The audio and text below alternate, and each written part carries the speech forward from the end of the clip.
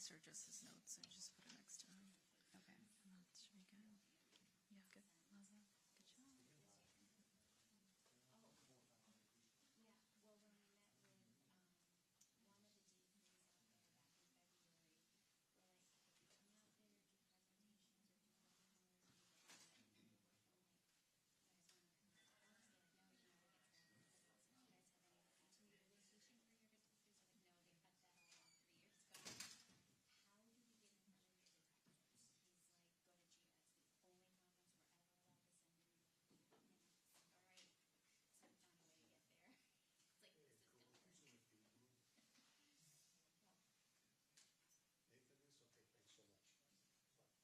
right, so I found a way to get there. It's like, this is gonna work. Nathan is okay. Thanks so much. Okay, thanks, Nathan. Appreciate that. Did they do, is it all one classroom, main classroom, or do they do like the workshops on the side? Great question. I think there's a few, but I think it's primarily a general session. Yeah. Yeah, Martinsburg and like that. Yeah. Well, and then too, it's just like, if you go to the conflict and streaming conference in Dallas or even PEX issue, all those big ones where there's like, there's almost like a, well, I mean, you're literally running from room to room to get in and see like topics you want to talk. It's just, it's hard because when you pass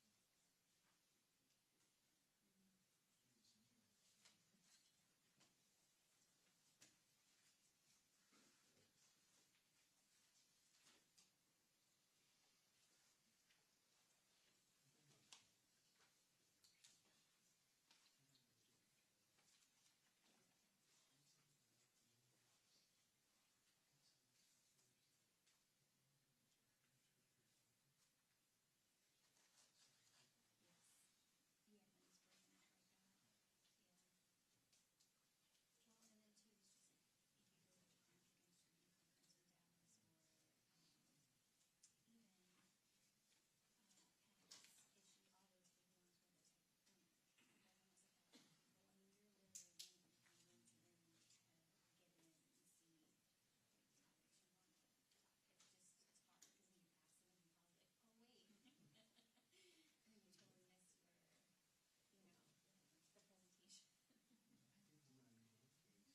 excited.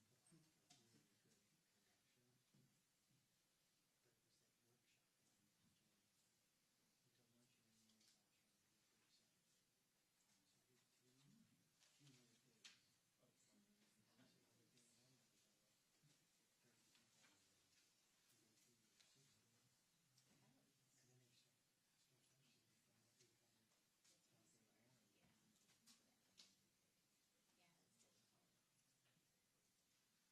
cumulative days. And so on the day one, I was about 30 people already. And then 2 to 60. And then they start asking questions from what they kind of thought they wanted. Yeah.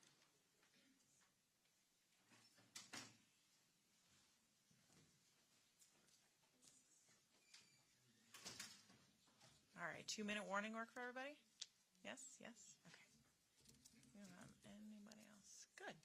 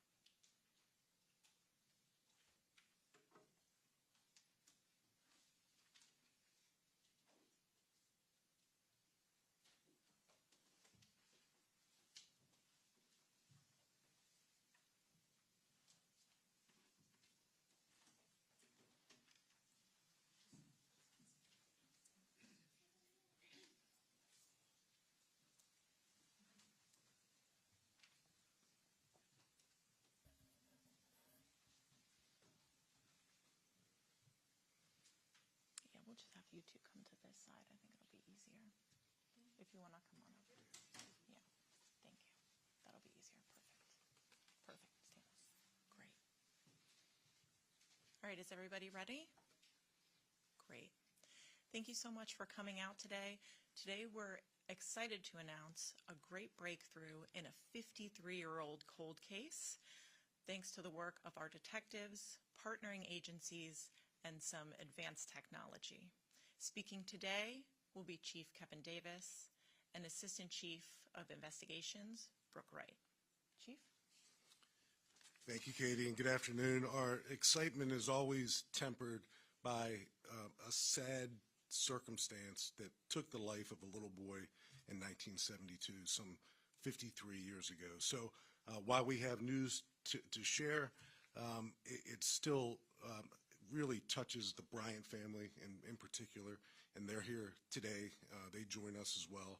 So it's a somber set of circumstances that we are proud to share with you, because it wasn't too long ago in policing when the investigation of a cold case was doing neighborhood canvases and knocking on doors and re-interviewing family members, re-interviewing witnesses, an occasional deathbed confession. And all those pieces of police work are still alive and well in our profession, but now we knock on the door of genetic genealogy. And we've stood in this room on several occasions over the last few years and have been able to announce that we've identified a homicide victim, we've identified a perpetrator, and today we're going to share with you a series of events that began in 1972 that have led us here today to finally, 53 years later, identify the homicide victim in 1972. And we're also going to share with you some information about a person that we want to learn a whole lot more about, because we know he was involved in that sad day in 1972. A few thank yous, and then I'll turn it over to Chief Wright. She's going to walk us through this investigation all the way back to 1972. I want to personally thank our major crimes bureaus, particularly Cold Case Squad, Victim Services Division, the National Center for Missing and Exploited Children right here in Northern Virginia. They did an early sketch for this case, and they've offered their support all along the way. Innovative Forensic Investigations for their genealogy breakthrough that you're going to hear about today, and they are with us as well. The Philadelphia Police Department, Detective Hesser, Detective Venson, two veteran homicide detectives from the Philadelphia Police Department who made a trip down here just to be part of this announcement, and thank them for their work. Astria Forensics, the DNA, and you're going to hear more about the DNA from the hair and the jawbone that helped us break through with this case. The Philadelphia Medical Examiner's Office and District Attorney's Office, they assisted with exhuming the exhumation process that we recently undertook.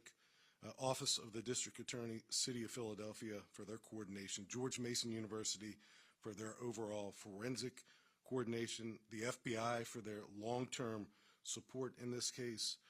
Greenmount Cemetery, Jones Funeral Home, Coleman Cemetery.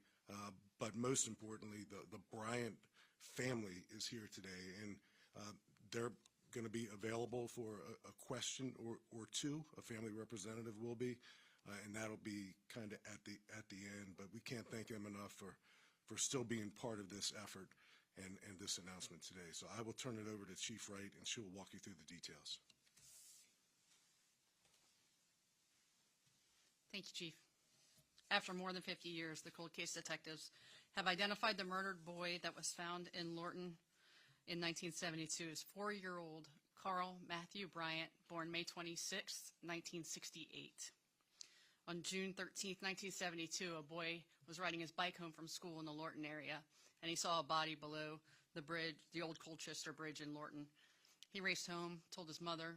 She called police, and detectives responded out to find a child who was unidentified. They didn't have any missing children reports to match up to who this child might be. He was unclothed, and it was ruled that he had died as a result of a blunt force trauma, so it was ruled a homicide. The National Center for Missing and Exploited Children have received more tips on this case than any other case in the state of Virginia, because in 2003 they used a computer-generated sketch to try to determine the identity of this little boy. It's the image you see on the screen now. He still was not identified. Fortunately, one of the original case detectives had claimed some of the hair during his autopsy, and in 2004 the FBI was able to extract some DNA from that hair. Still, though, there was no match found. Recently, a company called Astri was able to assist and help through genetic genealogy, and Carl was determined to be the son of Vera Bryant. Vera Bryant was a woman who lived in Philadelphia in 1972. Relatives knew that she had traveled by car with her boyfriend James Hedgepeth, her son Carl, and her 6-month-old son James Bryant. They were traveling on that day in June from Philadelphia down to Middlesex County, Virginia. When the couple arrived in Middlesex County, Virginia, they met with James Hedgepeth's family. The couple did not have children with them. Vera visited her relatives that Thanksgiving in 1972. She did not have children with her at Thanksgiving that year. She explained that her children were with James's family in Virginia. Both Vera and James Hedgepeth are now deceased. Vera passed away in Pennsylvania in 1980. Hedgepeth died later. Vera's DNA was extracted from her remains and matched as the mother of Carl Matthew Bryant. Based on the fact that the couple left with children and arrived without them, they never made a report of any kids being missing. We believe that both boys may have been murdered on June 13, 1972, between Pennsylvania and Virginia. We believe this is the route they may have traveled. And the baby may have been discarded along the route also, but he has not ever been located. The area in Lorton was searched for several days. Detectives put a lot of work into the case, but they never found any other persons. And at that time, they also didn't know that they were looking for another child. We know that Hedgepeth had been convicted of murder in 1962. He had served time in prison for that murder, and he met Vera after that time in prison. He was not the father of either of the boys. We spotlight this case to finally recognize Carl Matthew Bryant's identity. And we ask for the public's help in filling in the missing information. Perhaps somebody witnessed something along that route that day, or maybe Vera or James confided in someone before they had died. Maybe another jurisdiction had recovered a 6-month-old baby's remains and didn't have any way to tie it to this case, as we didn't know that there would be any relation to this case. And as you know, in 1972, as compared to 2025, how we communicate amongst law enforcement has vastly improved. So we hope to know what happened to baby James, who was born in January of 1972. If anyone has information or you believe you can help us, we ask that you call our Major Crimes Bureau at 703-246-7800, option 2, or call our Crime Solvers line at 1-866-411-8477. You can remain anonymous. As the chief said, we had a long list of partners who were instrumental in helping us get this case to the point we're at today. I'd also like to acknowledge the family members of Carl Matthew, James, and Vera Bryant. The Coleman Cemetery in Alexandria area of Fairfax County, they laid Carl to rest in a proper burial when he remained unidentified. And I'd be remiss if I didn't mention Detective Corporal Dan Mustaine, crime scene officers Miller and Boatwright, who back in 1972 had the forethought to collect Carl's hair, which ultimately was the key to allowing science to identify him in 2025. And with that, we'll take any of your questions.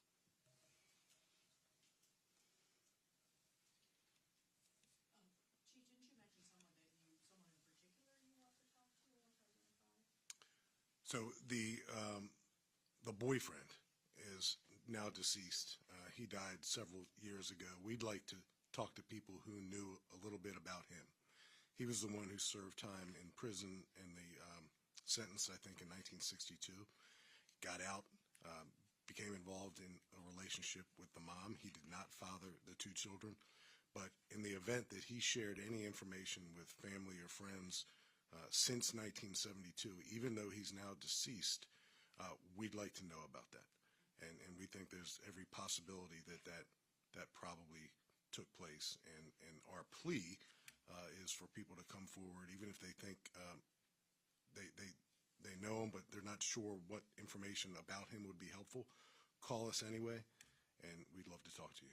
And talk about the importance of those details, both to your department and to family. Well, it's important to get details on someone. Oftentimes, the weight of committing a murder, and we've seen it in Fairfax County. We've stood in this room and announced cold case closures just because the weight of carrying that worst thing you can possibly do to another person often results in sharing that information with others.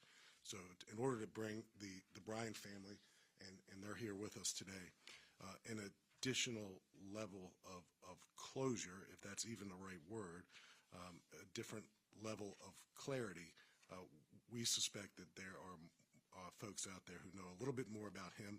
And, 1972 was a long time ago. Most of this room wasn't alive in 1972, but people have a funny way of remembering details when someone shares with them similar information.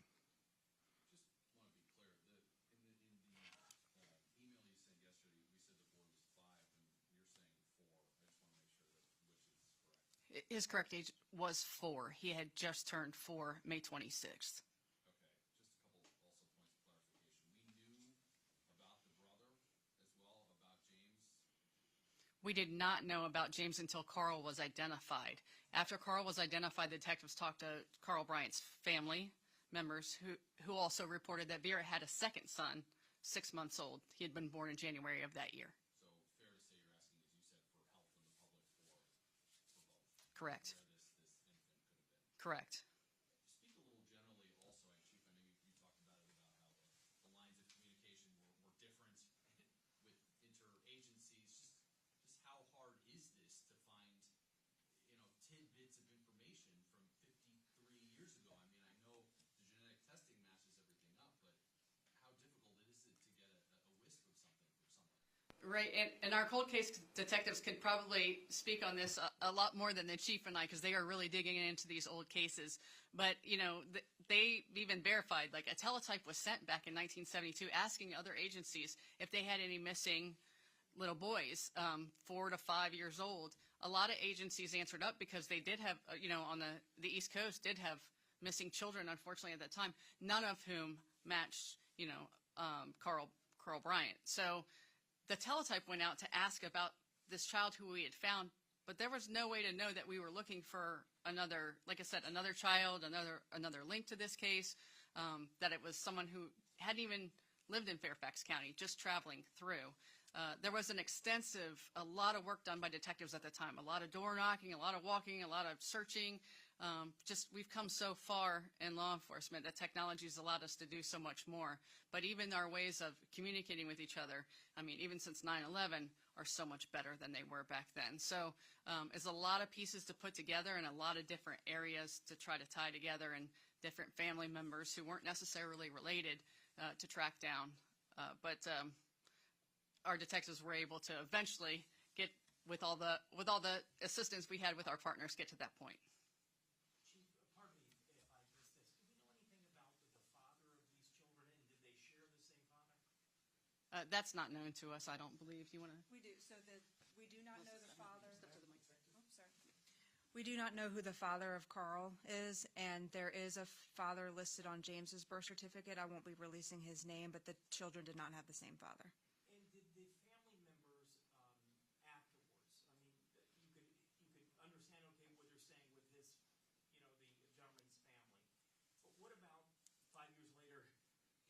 You think, well, did they ask her, where are the kids? Do you know anything? They didn't even know she was back in Philadelphia. Their last knowledge was that she was down with his family in Middlesex, so they didn't even know to ask about the kids because Vera didn't let them know that she was back. So that family tie had been broken at that point. Yes, ma'am. I don't know, Chief, you had mentioned that either one of these campers, were they the ones that kept the hair by chance? I was not born in 1972, so no, I did not keep the hair. No, the hair was collected at the autopsy in 1972. It was maintained in the case file, and so when we got involved in 2021, the hair was still there, and we were able to send it. No offense, sorry. But to know that from a piece of hair that you could solve a cold case like this, how do you react to something like that? Just the modern It was surprising because when we got the hair, when we opened the package, it was literally little specks, like razor stubble. And so the lab, Estrella in California, had said that normally they require at least 2 centimeters of hair to do testing. And I said, well, I don't know if I even have 2 millimeters of hair to send you. And they said, well, send it anyway. We'll see what we can do. And they were able to develop a profile. So it was a pleasant surprise. Julie? Just more on that lab. Has this lab been used before by your cold case? Not by us. This was the first time. So they seem, from this description, to really specialize in hair and DNA. And why you turned to them as opposed to So I believe NCMEC was the one who put us in touch with them because there was a grant at the time, so we were able to do that testing for free, and the information was that they were good with rootless hair, and so we did send it to them. You say that the FBI identified the DNA in 2004, and it was the cold case that the detectives that did back into the case in 2021. I mean, how did that come back onto the radar? Cold case, our detectives have been involved with this case the whole time. It just in 2004, when it went into the National Missing Persons Database, there was no match. I can't remember, I want to say 2016-ish, they tried to get more DNA, so we thought to try to exhume Carl's body from Coleman Cemetery in Alexandria, but unfortunately his tombstone had been washed away from the derecho that happened in 2012, so the cold case detectives at the time were not able to exhume him to get better DNA, and so the case got kind of stuck at that point until 2021 when we sent the hair to Estrella.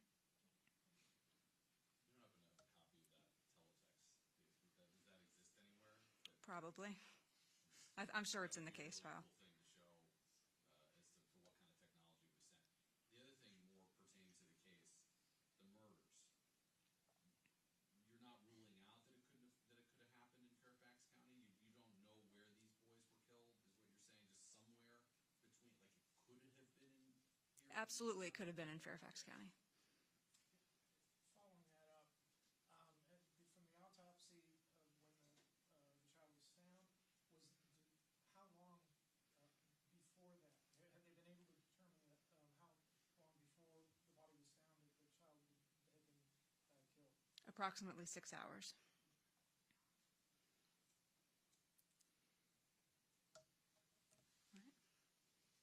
Anybody else? Do we know anything more about the rest of Vera's life? Did she have more children? She did not. And she's continued to live in Philly for the rest of her life? Until 1980 when she died, as far as we know. Like I said, that family relationship was fractured.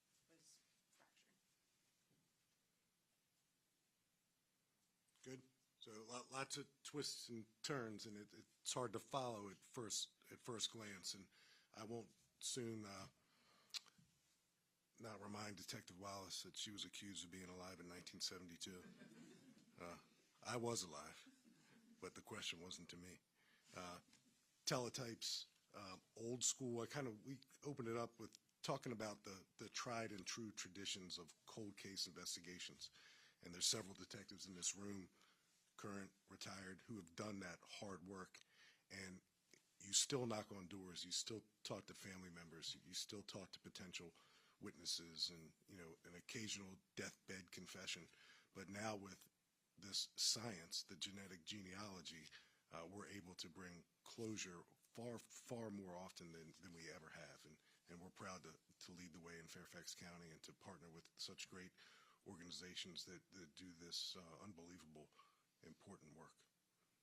It's a testimony to the perseverance of the profession, the detectives, and the world of science that now has a stronger role now, greater than ever before, with these types of complex investigations. Chief Dix, I've got some more thing, because you mentioned closure a couple of times now. How emotional is this for you? Well, I'll let the Detective Wallace, come on back up. They pour their heart and souls into these investigations, and when they pick up a cold case, and they're literally starting from scratch, and their process, I won't speak for them, is to really kind of go back in time when there are such things as teletypes, and kudos to the crime scene detective that Chief Wright mentioned. Why he collected hair back in 1972, he certainly wasn't forecasting, I believe, that science would be available down the road, but maybe it was just the hair color. Who knows why he did it, but thank God he did do it. So the closure, I'll let Detective Wallace speak to that a little bit. This case was always important to me. I've only been involved in it for 4.5 years, but I have my own son, and I think most of us are parents here, and to see the extent of that boy's injuries and what he had suffered through, I'm happy to be here today announcing that at least we've identified him. He can have his name. We can get him his name back on his gravestone, and the family can have some semblance of closure or resolution moving forward. Question on that, Melissa, about the gravestone, because in the storm, things were lost. What is the plan for that? Same group that was involved back then stepping forward? So I don't think that same Christian group is still in place, but we have talked with our victim services section. We know the general area of where he is in the cemetery, so we had talked about getting possibly like a bench with his name engraved to be able to put it in the general area of where we know he is. All right, thank you. Anyone from the Bryant family? Sure. And Yeah, I I- realize it's difficult. Yeah. If anyone would like to step up. Their presence here is meaningful, and we can't thank them enough for making the trip today. You all made the trip. Philadelphia PD made the trip because it's important to a lot of people. So thank you all so much. Thank you. Thank you. Thank you all so much for coming out today. For more on this really important case and the breakthroughs that were made, and more on how to contact us if you have any information, you can check out our blog or any of our socials at Fairfax County PD. Thank you.